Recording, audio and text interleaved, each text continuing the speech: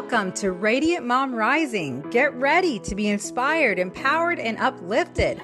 I'm your host, Mary Dibble, and in each episode, we dive into amazing stories, insights, and conversations that help moms like you chase your dreams and embrace your worth.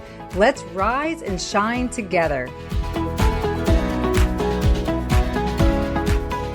Oftentimes we think we know how the things should run for other people, and we want to give them an earful on how that goes, when really what that other person wants to start with is, do you love me? Can I trust you? Can I share myself and my truth with you? And you may hear some things you don't want to hear. If you are centered, that doesn't change who you are. That doesn't change your value or worth. That just says, hey, I'm holding the cup. I'm holding the space. Thank you for tuning in to Radiant Mom Rising. I am so thrilled to introduce you to this next guest. I just enjoyed her energy. She was so fun to talk to. It was really great. And we are going to be discussing addiction today. So this is a very powerful conversation. Has to do a lot with family. It's going to be amazing. And Tanya knows that for every addict, 5 people are impacted. Working with women heals a generation. She's been through all the challenges you're familiar with, striving for a career to make her whole, chasing a man to fulfill her, jumping unhealed into a second marriage, managing new babies and an addicted husband, as well as her own codependency, running her own business thinking enough money would save her. Finally, Tanya decided she deserved more in her life, from her life. She set out to learn everything: AA, Al-Anon, Celebrate Recovery, and deep therapy, and decided to help heal others who share similar challenges by getting her professional coaching certification. Tanya works with women who want to finally heal their marriage and family while supporting their husbands through recovery from addiction.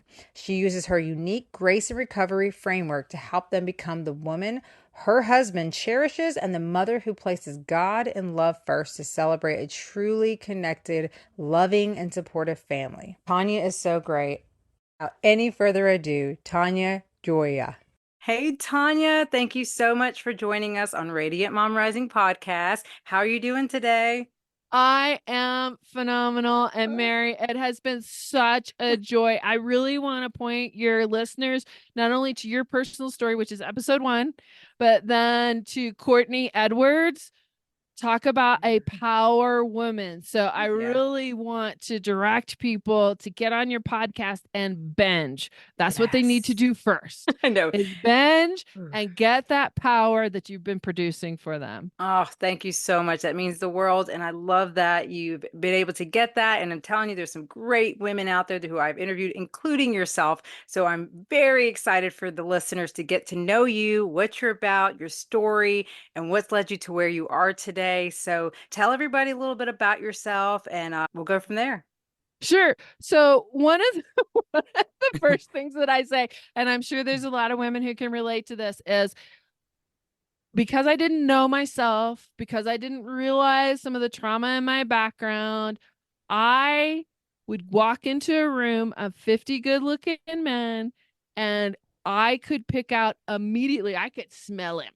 The one that lived with his mama, was using, didn't have a job, and probably didn't have any prospects coming up. And I wanted that man. I'm like, that's the one for me. So a lot of it was what Courtney talked about, what Felicity talked about, what some other women have talked about is I didn't have a core. I didn't really know who I was. And that to me is really sad because I grew up in a Christian home. I had church. Folks, were kind and loving to me, but I couldn't receive. And that kept carrying on and carrying on and carrying on. And so those love relationships began to look like that. And then when I became a mom, so I became a mom late. I got married, got divorced for reasons that were really similar to what I'm talking about of I couldn't feel me really. Got remarried and I had these 2 beautiful kids. two beautiful, wonderful kids, both boys, and everything I thought was going on okay until I realized this man, who's still my husband, 20 years, was still using after I thought he had quit. But that's not the story we're going to talk about, because what happened from there was he got sober, I got over a lot of my crazies, but then my boys began to hit teenage years The teenage years. and I was not healed. I was back in that situation of manipulation, control, and I need you to behave this way so I can be well. Have you ever been in that trap Oh, of they're having, I need you to be well so that I I feel do. okay? Yeah. Yes. And there's many people out there who deal with that with their, especially with parents. It's like, if you do this and act a certain way, then I'm good, or, and it's like that pressure that we put on them. It's so unfair. Or It's absolutely unfair. So I'd run this scenario with my husband, right? We'd run this scenario already. And I'm thinking, you know what? My husband came to me fully formed, right? I didn't raise him. I didn't cause all this. He came with some of these issues. And now I got a kiddo that's hitting his teenage years and he's acting out in some of the ways that I never wanted to see in my household. And guess what? I have some responsibility. In fact, Mary, it got bad enough. He was doing some therapy, and the therapist came to me and she said, Tanya, it's not safe enough in your house for him to do the deep work. So, as the sword plunged deep into my heart, I went, okay, pick me. I'll do what needs to be done.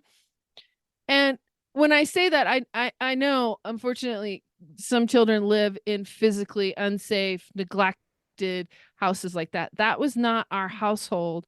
We were your standard middle class, doing our thing household, but emotionally, I was not being the adult. I was yanked back into that young adult who I picked up a phrase as I was divorced and then remarried was houses are projects, not men. And Mm. so I have this young man who I am responsible for, who I have been with the whole time, who I have a responsibility for shaping. And some things are happening that I'm like, how did we get here? How did we get here? Mm. And I couldn't, the therapist made it very clear that fixing him was not going to fix the situation. Yeah. Even in relationships, I think that's something we struggle with, is that we have this idea that we have to fix them and then everything will be okay. But there's nothing that needs to be really fixed, right? Absolutely. Well, and what I was looking at was, well, I fed him. I put him around the right people to play with. Yeah. I took him to school. He goes to church. I had this sweet little boy who just was a delight to be with. And suddenly we hit hormones and 6 foot tall. And I'm looking at him going, you should be behaving like this. But, Mm. when we think about our toddlers, right? You don't look at your toddlers and go, well, why can't you put your bowl in the sink? Or why aren't you able to do this? Why can't when you knock down the blocks, why can't you pick them back up and put them in the right place? But we do look at our 13, 14-year olds, especially when my guy was 6 foot tall. He looked like an adult. He was beginning to exhibit some of the traits I didn't like. We all have traits ourselves and others that didn't like. And I realized when my therapist said that to us, that if anybody needed to change, it was me. And as you well know, Mary, that as much as we'd like to, and I have done everything from kicking, screaming, shooting guns off in the backyard, all those types of things to try and get somebody else to change. And Yeah. it's it's not going to happen. If Mhm. anybody could have done it, I am so strong-willed, so boisterous, so verbose, I would have done it, and I cannot make it happen. So in realizing that I needed to change, what cropped back up is what we were just talking about, is that center. Even though I had centered more than I had in my early 20s, I still hadn't found that gravity that said, Tanya, you're okay whether son behaves like this, friend behaves like that, husband behaves like that, those types of things. And that's, I'm going to point people back towards the Courtney Edwards podcast, is that's one of the things that she talks about. So go listen to that one. Is she really had to find herself. Yeah. Yeah. And so many of us feel have this guilt around that, especially when you have kids or, and you're in these unhappy marriages or whatever you're going through. You almost feel like you're not allowed to. You're selfish for doing so. You're going to be judged for it, but yet it's exactly what we need. And it changes everything in the best way possible, does it not? Absolutely. And that's where, so the Grace and Recovery program that I work with women who are supporting people with addictions, and that can be kids or husbands or whoever, parents, whoever. It's a Christian-based program, and that's where we sometimes get tied up in scripture, and we're like, oh, we're supposed to be unselfish and we're supposed to completely give ourselves away and not take anything for ourselves. If you really look at the character of Jesus, that is not what he did. This human person, this God divine and human person, also stepped away to be with his father, took time to rest, took time to eat, took time to coach his disciples. He would pull them away by themselves to do that. There is such a model of self-care in the scripture that has been so twisted, Mhm. especially for women. Yeah. No, you should be giving everything to your kids. You can't really have a life for yourself. You've got Yeah. to stay for the kids. You've got to make that work. That's not really what it's saying. And that's where I encourage a lot of people to get down and really read the word and see what it's saying, in that you are loved for just who you are, and that you are creative, resourceful, and whole just as you are made. You do not need somebody else to fulfill you. So Mm. maybe your kids don't do what you think is the right thing to do. Well, they've got their own path. Your husband has his own path. Your parents have their own path. Your friends have their own path. Here's your choice. You can contribute positively or you can contribute negatively. And so in my case, when that therapist came and stuck the knife through my heart and I went, okay, I realized through many, many sessions how negatively I had been talking to myself. And if we talk to ourselves more than anybody else, guess Mm. what's coming out at those kids, Yes. at your husband, as those friends? It was not about my son changing, it was Mm. about me changing. Yeah. Yep. And that is a powerful, transformative recognition, I feel like, right there. When we get to a point in our lives where we stop putting the blame on everyone, everything else, and thinking that they're the problems or they need to change, and start realizing, take responsibility for us, who we are, what we have control over, which is us. And it truly changes things. It makes everything better. Because, like you say, when you start making those changes, it's like a ripple effect and the way it Yes. affects the other people. Yes. And tell us a little bit about your experience with that as you were doing this work. Like, how did that change start showing up in your son? It was so it was phenomenal, and it happened a lot quicker than I expected. Oh, So he stops going to therapy, I go to therapy, right? And what we know is, if one in a family system, if one person changes, everybody else has got to change. It doesn't necessarily mean they change the way you want them to, but they do have to change. So what I figured out was, because of my lack of centeredness, my lack of believing that I was creative, resourceful, and whole as I was pushing that onto my children. And I realized that as I began to shift that piece, they began to shift too. So, what was turning into a pretty dangerous situation of holes in the wall, yelling and screaming, we were moving into a pretty violent pattern, especially as he got bigger. The testosterone's coming in, the yeah. hormones are coming in. I've got this really handsome but big guy.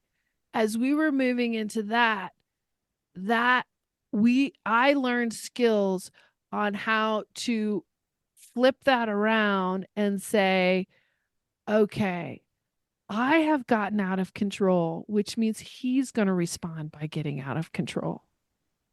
It wasn't the reverse. It Yeah. wasn't that he was coming in out of control. I was out of control. So if we harken back to what was happening with my husband, he was easy to work with when he was using, nothing mattered, everything was okay, all that type of stuff. I'm the one who looked like the screaming Mimi. Mm. And Mm. yes, I was Yeah. hurting. The whole relationship was hurting, and I didn't know what to do. And that's what we do in the Grace and Recovery program is there are other things that you can do rather than the kicking and screaming. So the next thing that I needed to do was not only control myself, but look for ways that we can connect. And this kiddo of mine can make money hand over fist. He started a lawn business, he makes money, but it also flows out just as easily as Mm. it comes in. So, like any good mom, I bribed him to go Mhm. to a Dave Ramsey Jr. program at church on money Oh, management. All right. nice, nice. I said, I will take you to breakfast at your favorite restaurant, which happened to be the Village Inn at the time. I'll take you to that. And then you can go to the Dave Ramsey, right? Mm-hmm. So, there's still a little controlling going on in there, but it was an agreement. Yeah. Nobody was forcing anybody because at this point, Mm-hmm. you can pick up your toddler and put him in the car when you need to go somewhere. When they get to be 6 foot, it's over. You can't, you're Yeah, not you ain't picking that one up. anymore. So I give you this background to tell you the real important part of the story is we go to the restaurant, we sit down, and he looks across the table at me and he says, "What's your agenda for this meal?" And Mm. I thought, agenda? I have to have an agenda for this meal. His experience of me was I always had to have an agenda to talk to him about something, or I had a list of things we needed to work with, or something we needed to talk through. So, moms, I'm going to get real with you. The reason I did that is I had a hard time being vulnerable and just having a conversation. It knocked me on my heels so much that, I reacted like, I don't have an agenda, blah, blah, blah. I did. I had things I wanted to talk to him about. I did have an agenda. I did have a use for this space. I run it like a meeting, all those types of things. What he was asking me for was to be real and vulnerable with him and just to be there with him and hold space and be present. Mm. And when you come from either a trauma background or a background where that's not part of your family, where you need to have a topic every time, that's scary. So we spent that next 8 weeks of where I spent a lot of time biting my tongue, going, I am not going to set this controlling meeting agenda tone for this breakfast. We're just going to go and have breakfast together and talk and visit and be together. It was real clarity that I probably didn't know how to do that with any of the men I married or the men I dated. Mm. And that change alone has set me up. So that's at 13. And any of you raising teenagers know that, life gets a little crazy when they're trying to learn all these social cues and what they need to do. That set me up for this journey of holding space. So that's one of the things that we Mm. do in the program is oftentimes we think we know how the things should run for other people. And we want to give them an earful on how that goes when really what that other person wants to start with is, do you love me? Can I trust you? Can I share myself and my truth with you? And you may hear some things you don't want to hear. If you are centered, that doesn't change who you are. That doesn't change your value or worth. That just says, hey, I'm holding the cup. I'm holding the space. Right? But if you're not centered, you're like, oh, I need to do something about that. We need to get you in this program. We need to get you over here. We need to get you over there. So even though I was controlling it by bribing him to go to the Dave Ramsey program, right? the valuable lesson was I can just go spend space with this guy and not have to mother him, not Mhm. have to control the situation. And I want to be real clear. I'm always going to be his parent. I don't always have to be parenting. Mhm. Yeah. And he really needed me. People say, "Oh, well, you get to be their friend at about 30." He really needed me to hold space for him, not in the same way you'd hold it for a peer, but to hold it as an older, wiser person in his life. Yeah. And sometimes not even to comment on it, right? Just to let him roll it out. Because I don't know about you, Mary, but when do you actually learn? Do you learn when somebody shares their advice and tells you what you should do? Actually, I learned from my mistakes more than anything. And that's how I am. But no, of course, you learn it from both, but I feel like I learned the most from when I fail and or what we consider a failure or make mistakes. Right. Absolutely. Yeah. So the win, this is the big win from that particular story is Mhm. we still go to breakfast. Yeah. We still have coffee together. And he never asks me, well, I can't say that he never, but Mhm. occasionally he'll say, "Do Mhm. we have something to talk about?" Yeah. I know. Yeah, Let's he's a just little go. And he trusts me. yeah. He trusts me when I say, "No, let's just go and have a good time together." Yeah. He doesn't feel like he's going to be run through the ringer.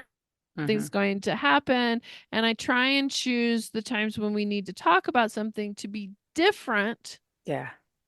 from the times where we're just enjoying each other's company. And that's been huge to let loose of because of course I want the best for him. Yeah. I want him to grow up and be, a wonderful husband. You and I were just talking about that. Anytime you're raising kids, you're raising somebody else's husband or wife. Yeah. You want them to have all those things. Yep. But me holding him under, because I've tried it with two husbands, me holding him under my thumb Yeah. was just going to cause the exact same results. And nobody could tell me that until I began to see it for myself. Stuff. Yeah, you're right. And that is sometimes why it's so good to hold that space for people because you're right. That's another way of learning right there is just when you talk about things. And something I love about my mom right there is that she's always done that for me. She's such a good listener. She just will sit there and just let me go at it and talk and vent and vent. And the next thing I know, I'm finding my own solutions. I'm like, oh yeah, oh man, I could do this, this, and that. And she don't say a word, but she just listens. Because she'll even say, she's like, I don't know what to say. I don't really understand all this stuff you're talking about, but I'm just here to listen. And so I love it. Like I think that's a beautiful way to be. And it's important because not only is she giving me that space, but she's learning about her daughter. She's learning about my Yes. journey. She's learning about me. Right. And so Yes. you get to do that with your son. And it's so awesome because I have a 15-year-old son and I do love the fact that he talks to me. Like, Hmm. so many teenagers, I know I was like this, hey, how was your day? It was fine.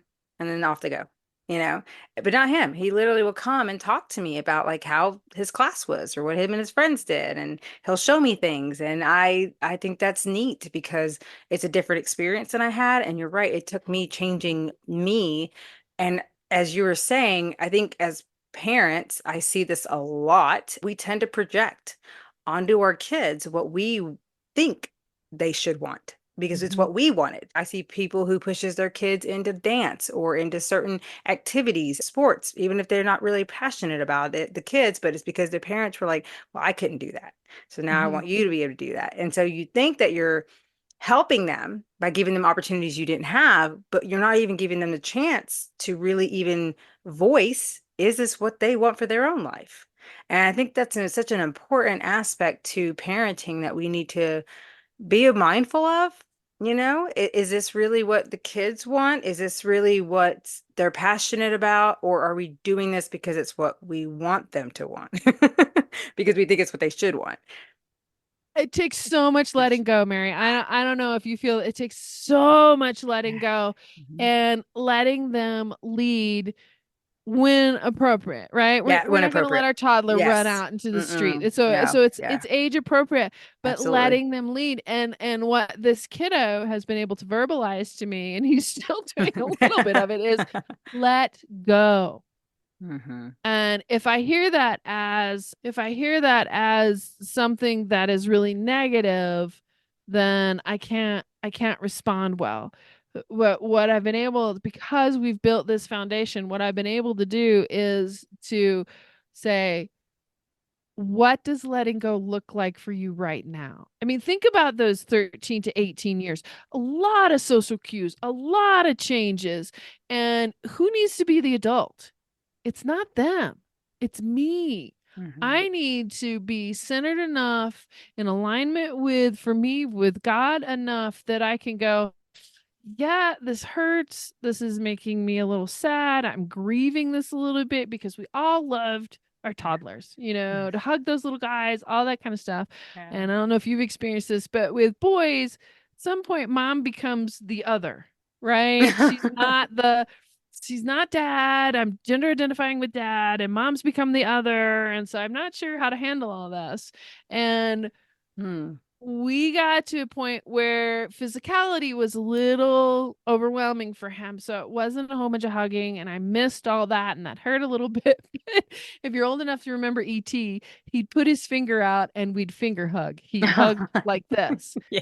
And that's what he could handle. So I needed to release him, to let him go, to handle what he could handle.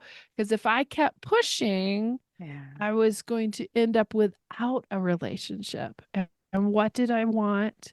I Yeah. didn't want Mm. I didn't want to force something that wasn't there. Yeah. And I didn't want, what do we want for our kids? We want them to become solid, strong individuals who can manage themselves. We don't want them to become people who are like, Mom, what do I do? Mom, what do I do? That would Yeah. drive me Oh bananas, my right? God, me too. Like I said, yeah, yeah, I'll be bringing your laundry at home. I ain't doing that. Yeah, That's clean your right. own. You Yep. take care of that. Hmm. And the other piece that I learned, so he graduated from high school last year. Okay. The other piece that I am still learning Uh, is, just like when you do the boohoo breakfast for kindergarten, mhm. you need to get yourself prepared for that graduation year, and that this is a loss. This is a change. This Mhm. is how you're going to spend more than 80% of your life, is with an adult rather than with the child. And for you mamas out there, take some time to grieve, get some resources, get some girlfriends, talk to women who have done this before. Because as I began to talk to other women about this, they said, yeah, this really needs to be grieved, because otherwise it turns into something ugly. You get snappy with your kiddo. Maybe you get angry with your husband. Maybe things don't go well at work because you're really grieving a significant life change. Yeah. And we don't take time to do that. So, this progress that I made was coming back into myself, centering up, asking God what I needed to do going forward and what was there for me, and not trying to suck things out of my son, my husband, my friends, my work, whatever, because they're never going to give me that wholeness. They're never going to give me what really deeply fulfills me. But as long as I keep sitting down at that breakfast table going, okay, we need to talk about this and we need to talk about this, I never get vulnerable enough to receive the gifts that they can and want Yeah. to give me. Oh, that's such a wonderful point right there. I love it. Yeah. And I mean, and so now how is this, as if you don't mind to share too about you and your husband? I know you guys have had a little bit of a journey with, you said he had a little bit of addiction and stuff like that with your changes with your son. How was his relationship? Has that improved as well through all the changes you all have made? Has he been working with the son as well? Oh, yeah. Yeah. So Hmm. my changing, and so they would say, you Hmm. know, think about this in reverse. And this is how I work with women, is statistically, you will know in less than 2 seconds whether somebody is coming home intoxicated or full of use. You will know when they hit the screen door, right? Hmm. So think about me and my need to control and manipulate. They knew by how I opened the door whether it was going to be, get your stuff together, get it out of the kitchen, I need dinner made now, get that on the table, make that happen, or great day. My emotional sobriety was so out of whack that they would basically clench up as I'm coming through the door. You know, I got 3 people who are waiting to see who's coming home. Is it happy mom? Is it sad mom? Is it angry mom? Is it you better get your act together mom? Yeah. So doing this work, I shared, you know, the one example about the older son, but doing this work has shifted the whole dynamic, because one of the things they said to me was, you know, you hit the door and we don't know who's coming in. And that's scary. Yeah. So one of the experiments, and we do a lot of experiments in the program, one of the experiments was to walk through the door and to get myself, you know, a drink of water or lemonade or something and just sit down. And I'll tell you what my 6-foot men did. They're like, who? Which one's this one? Who are you? Because we don't know you. We know all these other yous, but we don't know you. This is a quiet person. This is a person that seems to have herself in control. And they're like, we don't know who you are. That shift allowed them to bring forth who they were too. Because otherwise they were just reacting and responding to me. Because if the mom is the heart of the household, right? If she's the heart, she's the heartbeat. If my heartbeat is always at, and I don't know a number, but we'll just make up a number, you know, 300,000. If my heartbeat is always at that, like the heartbeat, then the whole house is tense. So I really challenge everybody in the houses that are tense, that are upset, that seem like things are always going wrong. Check your own heartbeat. Because you may be radiate. We talked about that early in the podcast. Your rock may not be the pebble who just gently works out. You may be knocking a boulder off the cliff and you come in and the house just explodes. Yeah. And it may be you. Yeah. So that's what shifted in my whole household. That shifted. My husband did a lot of work himself. We defined ourselves as, my husband had this brilliant idea. He said, let's get dirt bikes. I'm like, okay, I like dirt bikes. But his reasoning was really good. To go dirt biking in our area, there's no cell signal. Doesn't matter if you take your phone, you're not getting anything. It will teach them, and, you know, boys or girls, whoever, teach them that they have to work on something. And you normally go camping. And so I have a real bias towards camping because everybody helps, everybody works. You got to make everything work to do that. So we found something that we could all do together, that we all enjoyed, that we all had a good time with, that took us away from all screens. And that's what I would encourage. Not only check your heartbeat, but look for the things that not only you would enjoy, but everybody else would enjoy. And there's a role for everybody in it. So when we first started camping, the boys, of course, wanted to build the fire and throw rocks.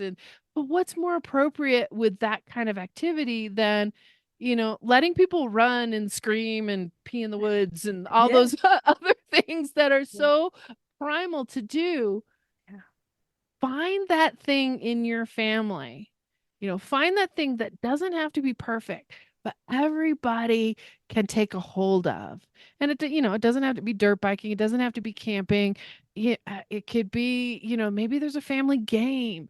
Maybe everybody likes going, you know, to the lake. There's something.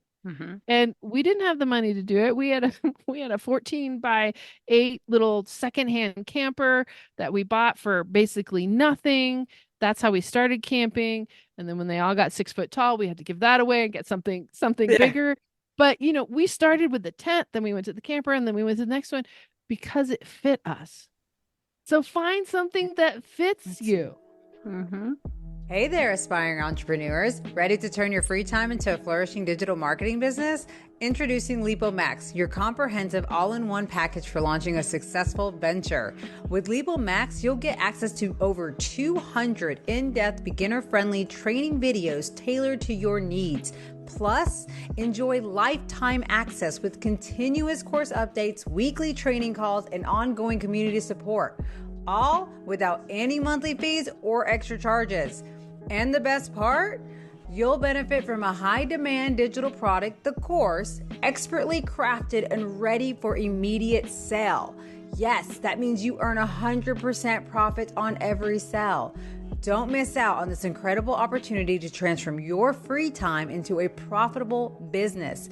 Join LipoMax today and watch your dreams take flight.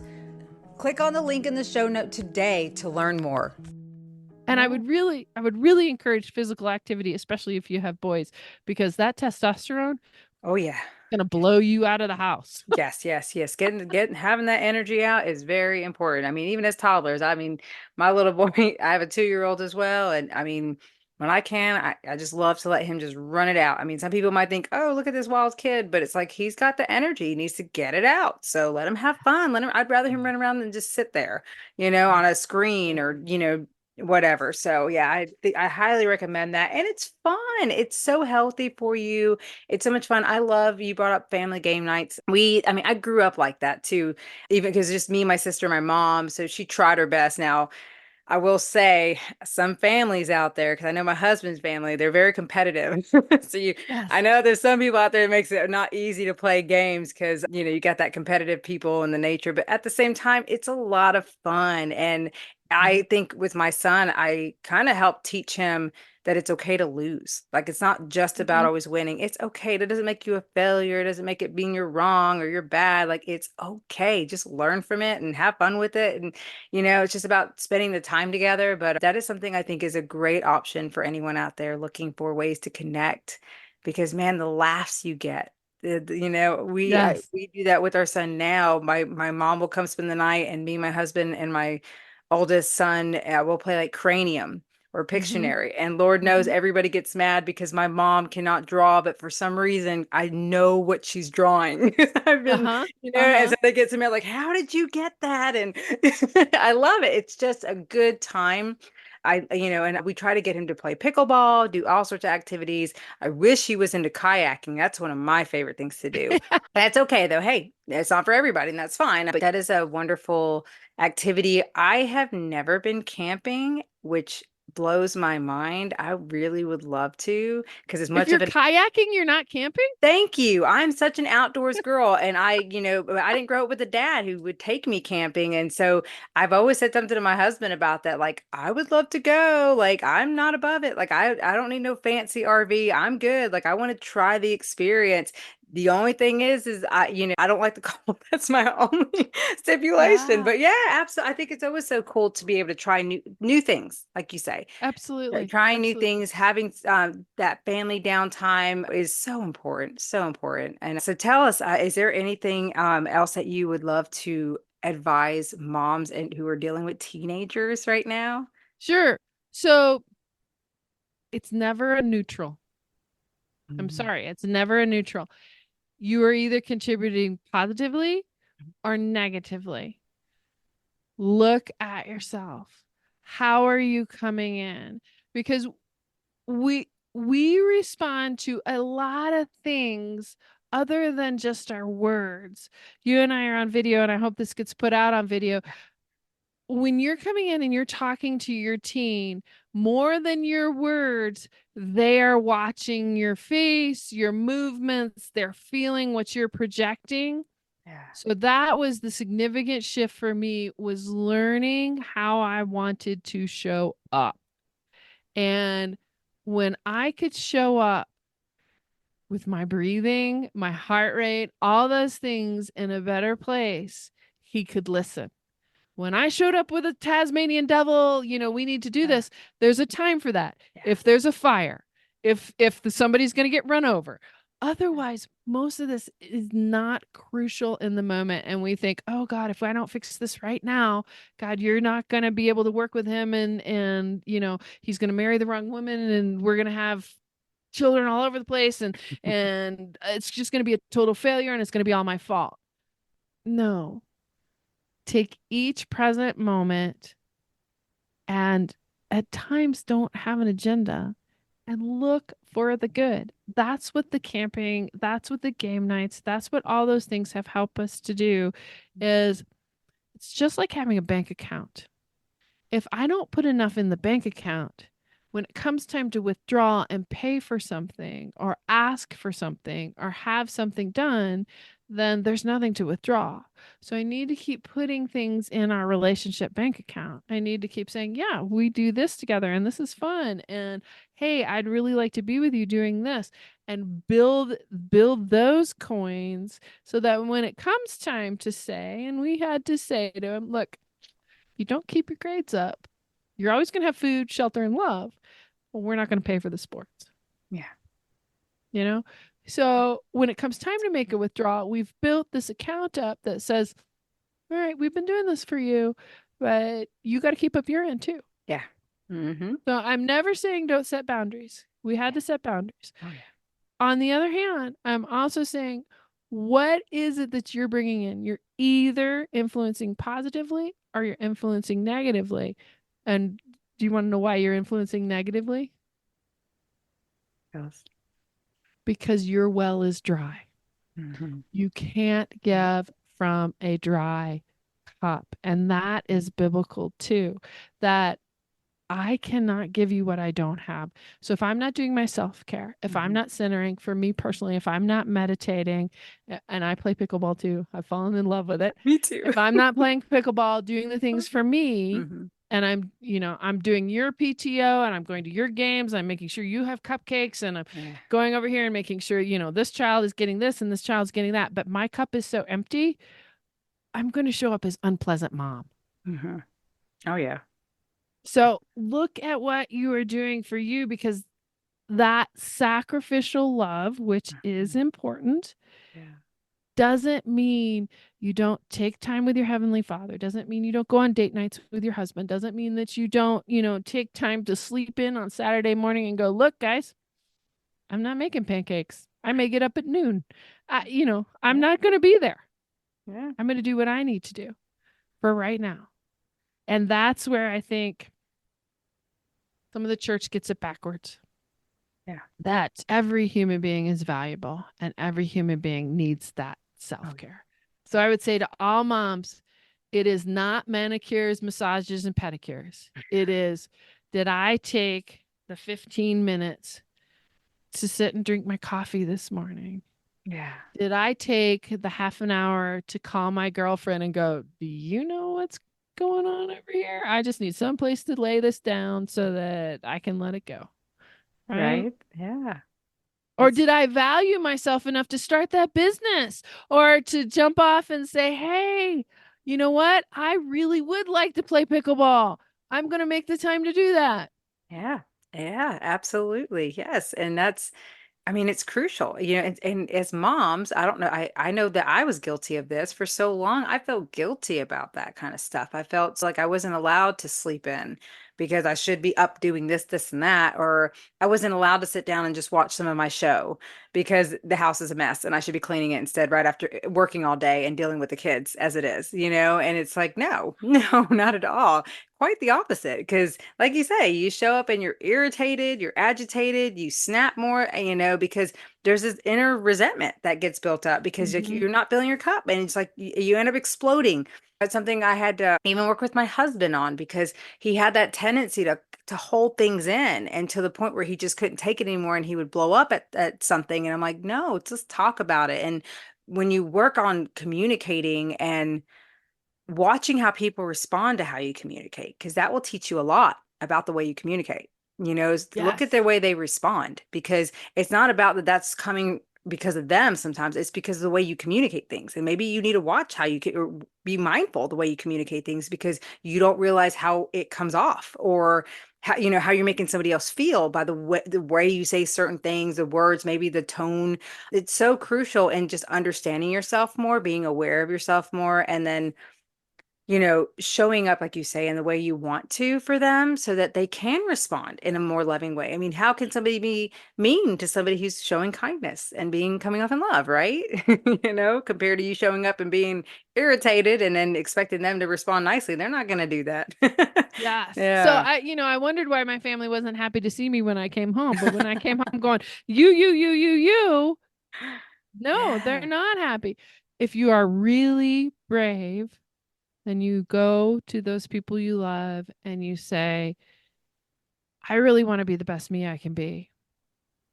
talk to me about, remember to be tender with me, but talk to me about some places Yeah. that I could treat you better. Mm. That's super brave and super vulnerable. And you may get an earful and you may have to go carrying your wounded heart home, Yeah. but you've asked the question, so you need to listen. Get the And feedback. then you and Hmm. God can sort out what really needs to change or really needs to happen differently. But that's that's what brave, mature women do is they Yeah. say, how can I treat you better? Because I want to treat myself better and I want that to flow over to you. Ah, yeah, that's beautiful. I love it. So I have to ask, of course, with your business and stuff, if somebody wanted to find you, how can they find you?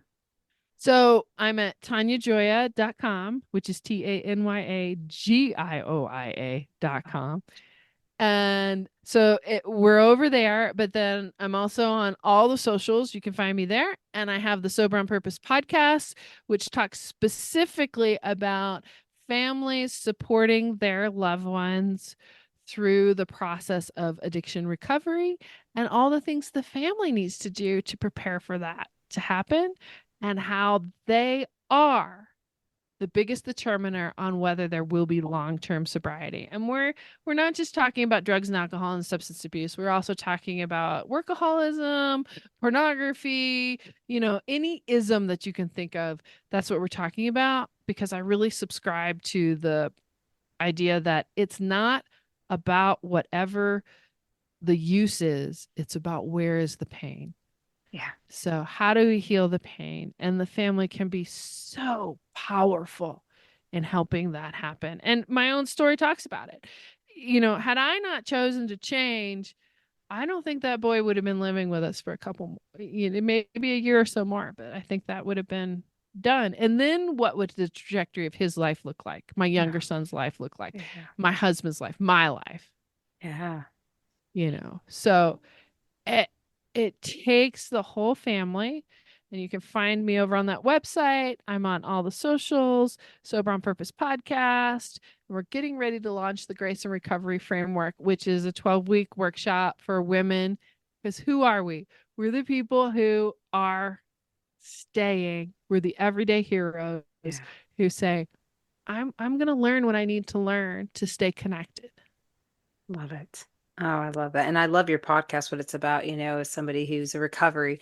You're right. There's so much addiction in so many different areas. And the scary part with addiction, too, is a lot of times we tend to replace it with just another form of Yeah. addiction, too. So it's so important to really learn about yourself and discover and have that good support with family and friends to help you through that, to really find, like you say, that centeredness of yourself, to not need any other influences, because that is at the ultimate, for me anyways, as someone who faced addiction, it was about numbing the pain, numbing the fact that my life sucked in my eyes at the time. Yeah. Really looking back, I'm like, I didn't have it that bad. But in my eyes at that point, I did. I thought it was awful. Right.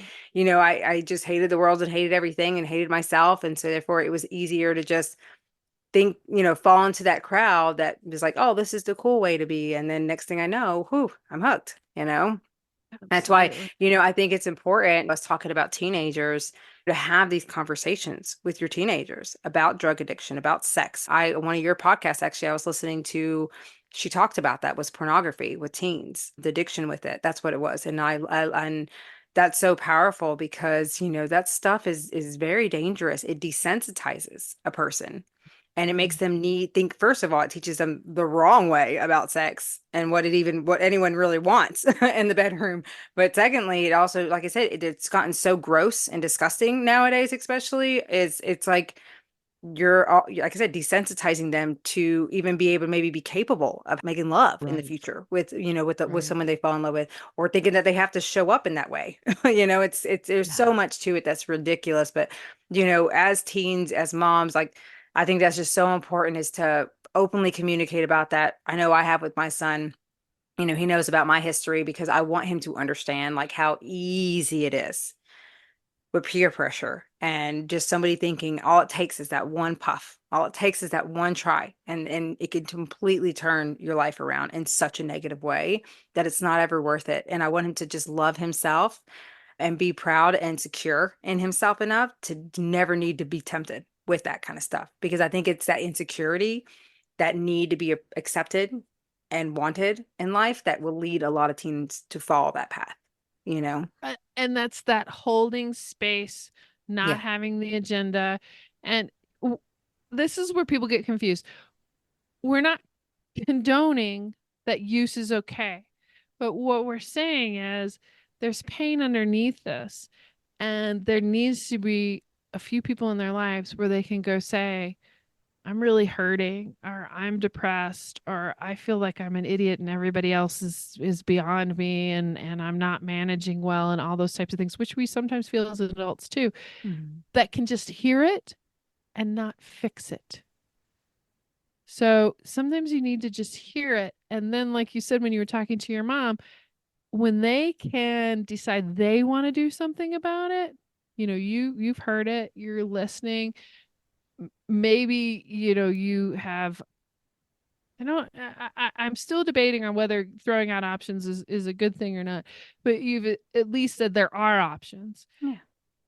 They need to work through that, but they can't do it if everybody in their life says, nope, you just need to handle it. Be a big boy. Boys don't cry. Pull yourself up by your bootstraps. This shouldn't be hurting you. You shouldn't feel this way. You feel this way. Yeah. That's just it. And so if somebody keeps telling you you shouldn't feel this way and that pain's not real and this is really not happening, which happens in a lot of addicted families, is what you're seeing is not really what's happening, then where do they go? To something really easy. Pornography is easy. Yeah. Easy to get anymore. Yeah. Yep. Street drugs, easy. All those things. And suddenly I feel better. Mm-hmm. I'm using these things because they Yep. work, not because Yep. they don't work. Yep. Yep. Right? Exactly. Whereas that person who can be there and help them learn to hold their sadness and that it will pass Mm-hmm. is such a valuable skill. And you know what? When saying that, it starts too when we're young. I mean, because think about it as toddlers, they're told, "Oh, stop crying. Oh, you'll be fine." You know, we do have a tendency to like blow that off and to be taught that as it was when we're growing up that we're not allowed to cry. We're not allowed to hurt. We're not allowed to be mad. We're not, oh, stop that. Oh, you don't need to behave that way. Because in our eyes, we're thinking, oh, that's silly. Why is that so upsetting to them? But you don't realize the emotions and the feelings that they have. And even me, I'm mindful of that with my toddlers, like, to make sure that when they're upset, that I acknowledge it and let them know that, like you say, "Oh, it's okay. It's gonna pass. It'll be fine. It will pass. The pain will pass. Yes. It will, Yes. it will pass. Just give it some time. Hey, let's focus on something good. But I let them still feel it. Allow them that time to feel it Yeah. because I get it. Sometimes it hurts. Sometimes I can understand. It's disappointing for you. I hear you, and I want them to always feel that way because it's so easy. Like especially when you're a busy mom, and I've been in that path, especially with my first one. That's something I look back on that I love that I can do differently now that I have two more kids later in life. Is where I would just be more just quiet. I don't want to deal with it, so shut it down. Mm-hmm. Just shut it down. And then you don't realize that that's instilled in them from a toddler. It makes it harder and harder for them to know how to feel or even how to deal with their feelings. They don't have that And permission. you can model it. Yeah. When my husband and I were Oh, yeah. separated, there were times that I got really sad and I would cry, and I didn't want my boys to manage it like an adult would, but I would say, mommy has people that she talks to. She's really sad right now. I have friends, I have grandma, Jesus takes care of mommy. I would like your hug, but I don't want you to feel like you are responsible for this. So I'm modeling the sadness, showing the sadness. And then I would also praise myself. So I'd be like, I did a good job. Mommy did a good job. So to show them how to model that for themselves, in that we have a range of emotions. How we choose to express or suppress them is what's really important. There's no bad emotion. Even anger is not bad. It's how it happens and what you choose to do with it. That's important. Rather than saying, nope, this is a bad emotion and that's a good emotion. And we only allow these emotions in the house and we don't allow those emotions in the house. That's where, if you can't center yourself, you don't have something outside of yourself that I ascribe to the higher power. You don't have to believe how I believe or anybody else believes, but that you're not the center of the universe. If you don't have that to lay into, how are you going to say, that was a little overwhelming? Didn't die. Yes. Everybody is still alive. Animals are still alive. Kids are still alive. We still have food in the fridge. We're going to be okay. And that's where, you have to come back inside of yourself, get with your higher power, do whatever you do to be able to manage that rather than looking for the outside to manage you. Yes, I love it. Oh, that's such a good point. That so good. And so I just love this conversation.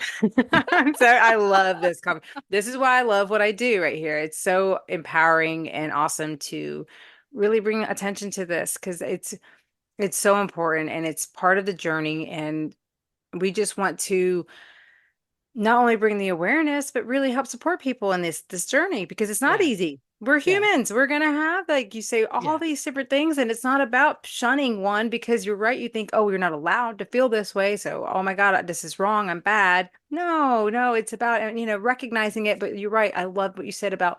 It's also about choosing, like, well, how I'm going to respond about it now. Mm-hmm. Mm-hmm. And that's juicy. Love it.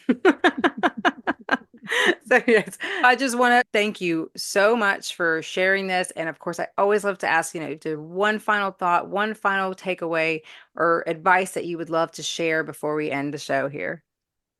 You have enough time to take time for yourself. And by taking time for yourself, you will bless everybody else in your household, your work environment, your friend group. You have enough time to take time for yourself every day. Please do it. Please do it for all the rest of us to come into contact with you. Yes, yes. Yeah, no excuses. Do it. Don't feel guilty. Just do it. You won't regret Absolutely. it. Right? Absolutely. No, you won't. And you will feel better, your family will feel better, your heart rate will go down, your breathing will go down. It will change, it will absolutely change your life. Find whatever that thing is. If it's taking a walk, walking the dog, doing some meditation, playing pickleball, sitting. I used to do a mommy timeout. I used to sit in the bathroom. I'm like, they're in a safe place. I'm gonna sit in the bathroom for 15 minutes and pull myself together. I'm like, And I would say to him, I'd say, Mommy's taking a timeout. And they'd come peek and they'd be like, Are you still in timeout? I'm like, oh Yep, my I'm goodness. still in I love timeout. it. You gotta love it. See, but still that stuff is so important. Me too. Bathroom was one of my little safe places to go for myself to just Absolutely. get it together, Mary. Get it together, and go back out there and handle it like a boss. That's right. That's right. Well, again, Tanya, thank you so much for being part of the Thank you, show. Mary. This Thanks has for bringing been all this great work. And I really encourage other people this, to hop on, especially when you're not having that great day. I Hop on know. there. Yeah, listen in, get some enjoyment, some positivity, some great advice, and things to think about for yourself because you have the power to make your life what you want it. You have the power to make changes Absolutely. like you want. And this is why we're doing what we're doing to help you, inspire you to do it. Just take action, make it happen. Right? Amen. Love it. There is so much goodness to take from that conversation. Tanya is so great, and I'm so glad to have had her on the show. Here are some key takeaways from today's episode. Accept that change starts with you. Tanya realized that she needed to change her behavior and mindset to positively influence her family dynamics. Focus on being present and vulnerable with your loved ones. Let go of control and understand that controlling others is not the solution. Maintain regular, meaningful connections with your children. And remember that your behavior sets an example for them. If you're constantly stressed or agitated, it can create a tense environment. Aim to be the calm and centered presence your family needs. This sets the tone for healthier interactions and a more peaceful home. Your child is their own person with unique interests and passions. It's important to give them space to explore who they are, Just like my son talks to me about his day and his interests, you too can foster a similar open communication with your child. Listen to them, learn from them, and support their journey. Many parents inadvertently push their children into activities they wanted to pursue themselves. While providing opportunities is great, ensure that you're not imposing your unfulfilled dreams on them. Instead, encourage them to find and follow their own passions. Parenting involves knowing when to step back and let your child lead, appropriate to their age. This can be difficult, especially during the teenage years when they're becoming more independent. Ask them what they need from you and be prepared to adjust your approach to support their growth. You can't pour from an empty cup. Prioritize your own well-being so that you can be the best version of yourself for your family. This might mean taking time for a hobby, a quiet moment with a cup of coffee, or simply resting when needed. If you want to learn more about Tanya, you can find all her links in the show notes. Be sure to subscribe to her podcast, Sober on Purpose.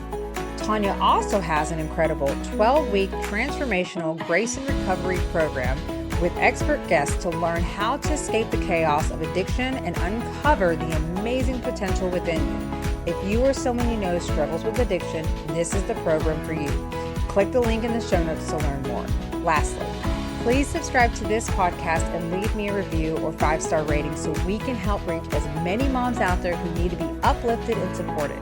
If you know anyone who would be impacted or enjoy this episode, be sure to share it. I can't thank you all enough for tuning in and joining me on this journey together each week. If you need any support as a life coach, I can help you. Feel free to visit me at marydibblecoaching.com to learn more about my services. Let's make the most of this one life we have and create something beautiful together. Until next time, much love.